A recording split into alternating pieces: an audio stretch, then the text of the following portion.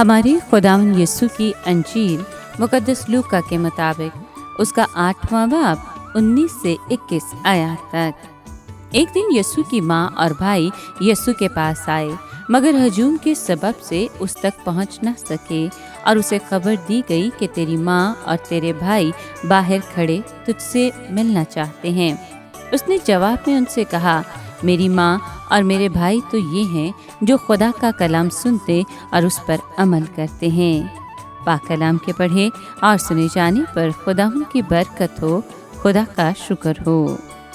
अजीज दोस्तों, आज के कलाम में हम सुनते हैं कि मसीह यीशु को बताया गया कि तेरी माँ और तेरे भाई तुझसे मिलने को इंतज़ार कर रहे हैं।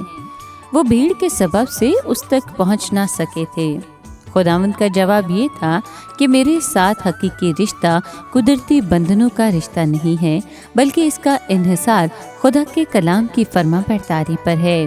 वो उन लोगों को अपने घराने के अफराद शुमार करता है जो कलाम को सुनकर कांपते हैं, हलीमी के साथ कबूल करते हैं और इस पर मुकम्मल ईमानदारी से अमल करते हैं। उसके रूहानी खानदान को कोई भीड़ उससे मुलाकात से रोक नहीं सकती।